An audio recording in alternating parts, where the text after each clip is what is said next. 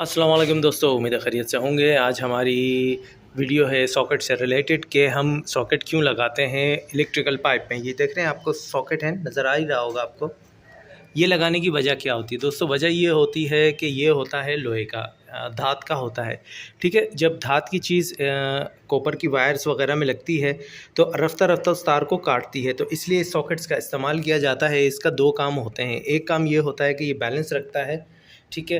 दूसरा ये कि आगे पीछे तार अगर होती भी है, खिंचाव पड़ता है, तो ये इसको ग्रिप करके रखता है। ये दो अदद सॉकेट होते हैं, इसको वॉल सॉकेट भी कहते हैं। ये देखिए, ये सामने आपको एक मिनट, ये सामने नज़र आ रहा है। एक सॉकेट इस तरफ लगा दिया जाता है टाइट करके, और एक इस तरफ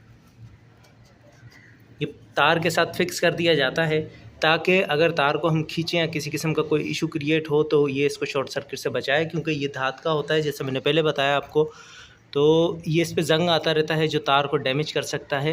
तो इसका इस्तेमाल बहुत ज़्यादा किया जाता है इलेक्ट्रिकल में। आपने देखा होगा हेवी वायर्स वगैरह में इसको वायर्स को लगाया जाता है, वायर्स के ऊपर लगाया जाता है। हमारे पास अभी 25 mm, 16, 16, 16, 16 और 16 mm, मतलब ये कि 25 mm की वायर है, ये हेवी वायर है, ठीक है। उसके बाद थोड़ी लो गेज की, क्योंकि हमारे पास इसके ये हाई लोड है, फिर थोड़ा सा कम लोड है, तो इसलिए कम लोड के हिसाब से हम लोगों ने वायर लगाई है। हमेशा वायर लोड के हिसाब से लगानी चाहिए, क्योंकि वायर की कॉस्ट बहुत ज़्यादा होती है। जितनी मोटी वायर होगी उतनी वो महंगी होगी, और जितनी छोटी वायर होगी उतनी सस्ती होगी।